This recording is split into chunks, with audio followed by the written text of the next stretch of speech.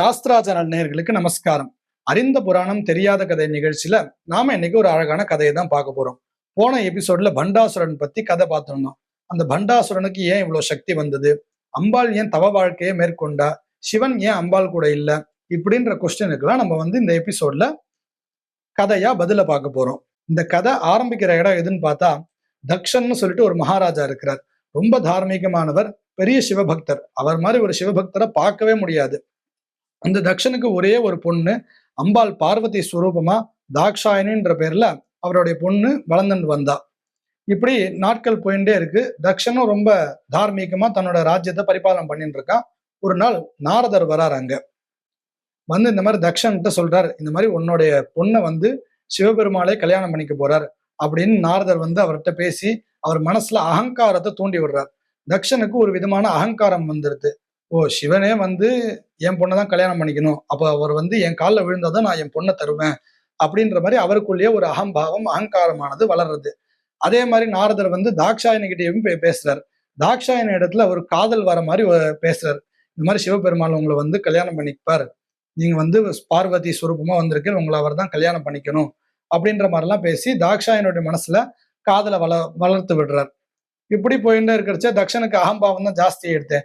அவருக்கு ஏன் இதுக்கு மேல நான் சிவலிங்கத்துக்குலாம் பூஜை பண்ணணும், இந்த சிவலிங்கத்தை இந்த இடத்த விட்டு எடுங்கோ அப்படின்ற மாதிரிலாம் தன்னுடைய வீரர்களுக்கு ஆணை போடுறா. அவளும் அந்த சிவலிங்கத்தை அந்த இடத்த விட்டு நகர்த்த பாக்குறா, முடியல. யானையை கட்டி எடுக்கிறா, அப்பயும் முடியல. அப்ப என்ன பண்றான்னா, இந்த தாக்ஷாயணி அங்கிருந்து வரா. அப்பா உங்களுக்கு என்ன பண்ணணும், ஏன் இப்படிலாம் பண்றல அப்படின்னு கேட்கிறா. இந்த சிவலிங்கத்தை இந்த இடத்த விட்டு எடுக்கணும் அப்படின்றா. உடனே தாக்ஷாயணி என்ன பண்ணலாம், அவ்வளவுதானே அப்படின்னு சொல்லிட்டு அந்த சிவலிங்கத்தை போய் தொட்டு இப்படி பக்கத்துல இருந்தோம்னா சிவலிங்கம் மறைஞ்சு போச்சான்.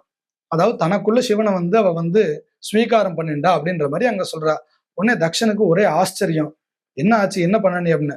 சுவாமியே எனக்குள்ள வாங்கிட்டேன் நானு, அவர் என்னுடைய கணவர்னு நான் பாவிச்சிருந்தேன் அப்படின்னு தாக்ஷாயணி தன் வார்த்தையினால அப்பா கிட்ட சொல்றா. அதை எப்படி நீ சொல்லலாம், நான் சம்மதிச்சாதான் அவன் உனக்கு கணவர் அப்படின்ற மாதிரி இவர் கடுமையா பேசுறார். உடனே அங்க சிவபெருமாள் சாட்சாத்காரமாறார். பொதுவா ஒரு பெண் தன்னை ஒருத்தர் மனசார கணவனா ஏத்துண்டானாலே அது பேர் காந்தர்வ விவாகம் அப்படின்னு சொல்றான். விவாகத்துல பல வகைகள் உண்டு. இது காந்தர்வ விவாகம். இது ஃபர்ஸ்ட் ஸ்டெப் ஆஃப் விவாகம்னு வச்சுக்கோங்களேன்.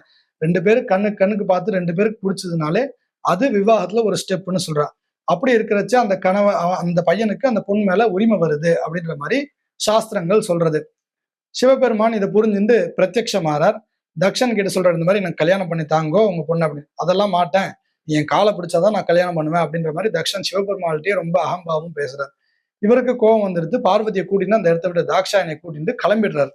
உடனே தக்ஷனுக்கு ரொம்ப கோபம் ஜாஸ்தி எடுத்து, சரி எப்படியாவது சிவபெருமாளை அவமானப்படுத்தணும் அப்படின்றதுக்காக வேண்டி ஒரு பெரிய யாகம் பண்றார்.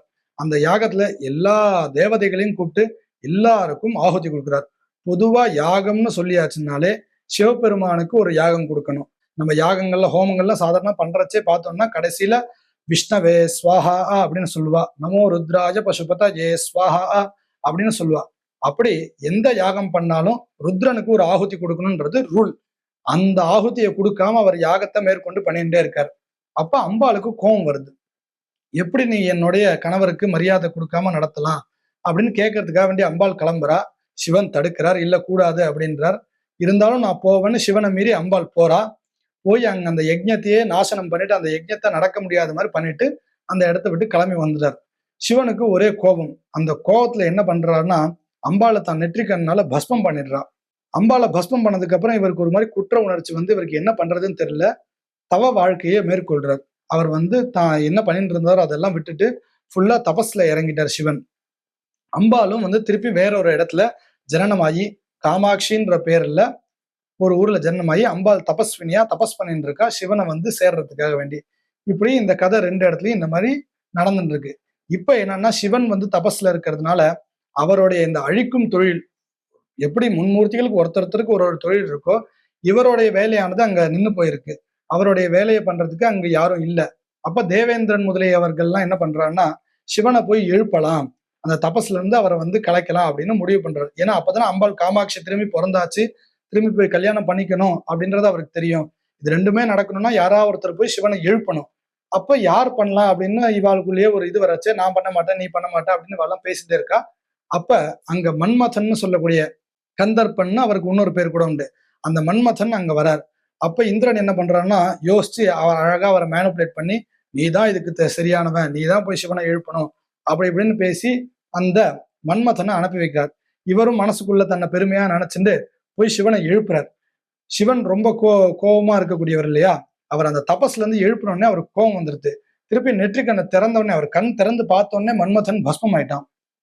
உடனே அவர் பஸ்மம் ஆனதுக்கு அப்புறம் அவருக்கு என்ன நடந்ததுன்னு தெரியல. உடனே மற்ற தேவதைகள்லாம் அவர்கிட்ட எல்லாத்தையும் சொல்லி புரிய வைக்கிறார். இந்த மாதிரி காமாட்சியா அம்பாள் பிறந்திருக்கா, நீங்க போய் அம்பாளை கல்யாணம் பண்ணிக்கணும் அப்படின்ற மாதிரிலாம் சொல்றா. இப்ப இந்த மன்மதனுடைய மனைவி தான் ரதி தேவின்னு பேரு. அவளுக்கு ரொம்ப வருத்தம், தன்னுடைய கணவர் இறந்து போயிட்டாரே அப்படின்னு. அப்ப தேவேந்திரன் கேட்கிறா, என்ன பண்ணணும், என் கணவனை நீ தான் இது பண்ணிட்ட அப்படின்னு. தேவேந்திரன் என்ன சொல்றான், நீ அம்பாள்கிட்ட போய் கேளு, அம்பாள் இதுக்கு ஒரு வழி கொடுப்பா அப்படின்னு. அப்ப அந்த ரதி காமாட்சியா இருக்கக்கூடிய அம்பாள்கிட்ட இந்த மாதிரி நடந்தது, என்னுடைய கணவரை சிவன் கண் திறந்து பார்த்து பஸ்மம் ஆயிட்டா, என்ன பண்றது, நீங்க தான் எனக்கு ஒரு வழி கொடுக்கணும் அப்படின்றா. அம்பாள் தன்னுடைய தபஸ்னால அந்த பஸ்மமான அந்த மன்மதனுடைய சாம்பல்ல இருந்து ஒரு குழந்தைய ரதி தேவிக்கு கொடுக்குறா. அந்த குழந்தை தான் பண்டாசுரன். அந்த பண்டாசுரன் அம்பாளுடைய ஒரு அனுகிரகத்தினால பிறந்ததுனால்தான் அவனுக்கு அவ்வளவு சக்தி. ஆனா என்ன ஒரு விஷயம்னா, அம்பாளோட அனுகிரகத்துல பிறந்தனால அவனுக்கு அவ்வளவு சக்தி இருந்தாலும் மன்மதன் சொல்லக்கூடிய காமனுடைய பஸ்மத்துல இருந்து வந்ததுனால அவனுக்கு நிறைய துர்குணங்கள் துர்புத்திகள் இருந்தது. அதனாலதான் இந்த உலகத்தையே நம்ம கட்டுப்பாட்டுக்குள்ள கொண்டு வரணும் அப்படின்றது அவனுடைய எண்ணமா இருந்தது. அதனால அப்புறம் என்ன நடந்ததுன்றது நம்ம போன எபிசோட்லயே பார்த்தோம். பண்டாசுரனுக்கும் அம்பாளுக்கும் சண்டை வந்தது. அப்புறம் அந்த விக்ன யந்திரத்தை அவன் பிரயோகம் பண்ணா. மேற்கொண்டு அம்பாள் திரும்பி தபஸ் பண்ணி சிவனும் அம்பாலும் சேர்ந்து அவள் 2 பேருக்கும் பிறந்த குழந்தை தான் விக்னேஸ்வரர். விக்னேஸ்வரனுடைய அனுகிரகத்தினால அந்த விக்ன யந்திரத்தை படைச்சு பண்டாசுரனை அழிச்சு அம்பாள் தர்மத்தை ஸ்தாபனம் பண்ணா அப்படின்னு நம்மளுக்கு போன கதையில இருந்து அழகா தெரியுது. இப்படி காமேஸ்வர முகாலோப கல்பித ஸ்ரீ கணேஸ்வரான்னு சொல்லக்கூடிய இந்த வாக்கியத்துக்கு பின்னாடி இவ்வளோ பெரிய கதை இருக்கு.